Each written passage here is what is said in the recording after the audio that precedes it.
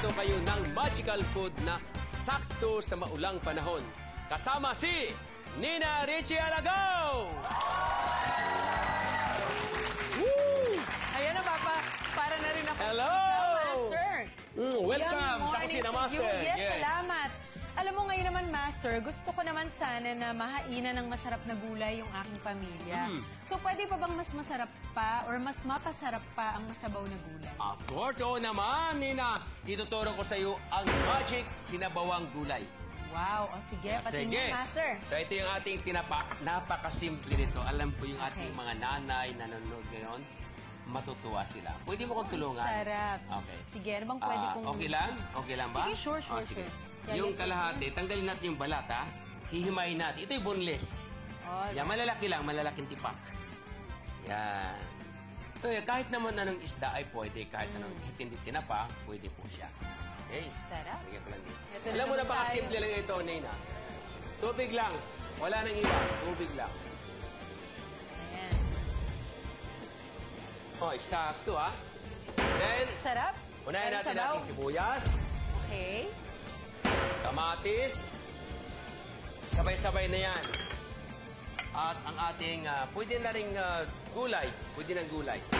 Kasi pag tumulo lang yan, okay na.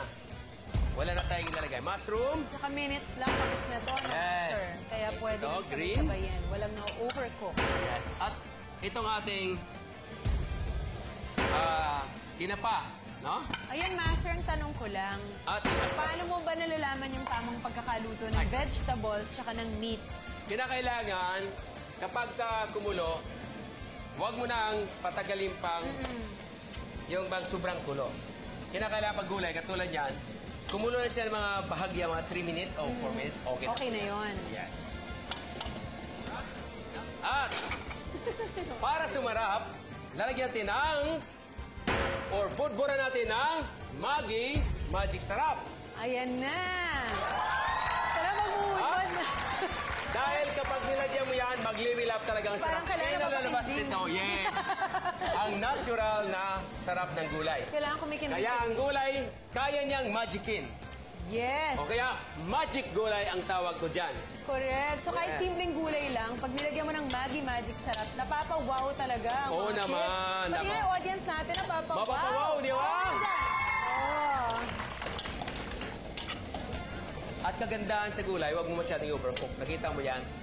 Alright. Ito na, alalayan ko Yan. yan para hindi mag-tip over. Ang ganda ng kulay niya. Saka Andun may yung flavor ng texture. tinapa.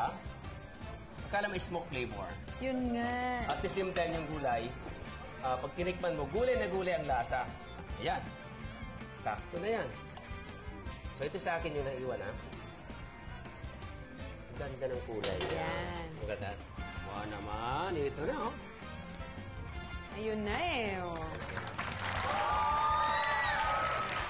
Okay. Panalo. Magic sinabawang gulay. Pagsaluhan na natin. Kaya naman, at this point, ikiman time na, youngsters. So, Kitchen Warriors, sugod! Yum, yum, yum! Natutuwa ako sa idea na hinuhulog lang lahat, tapos Oo. masarap yung result. Yes. Tingnan natin talaga. Yes. Naku, sabi ko na natin. Ito na nga, in-expect kong sarap. Yes. Super sarap. Yum, yum, yum talaga, Master. Alam mo, ang good news pa dito, sobrang matutuwa. Lalo ng mga kids ko sa bahay. Hirap silang pakainin ng gulay eh. Pero Pero pag masarap. natikman nila to, talagang mapapa-yum, yum, yum sila. Yes, that's right. Okay. Patok ba ang magic sinabawang gulay?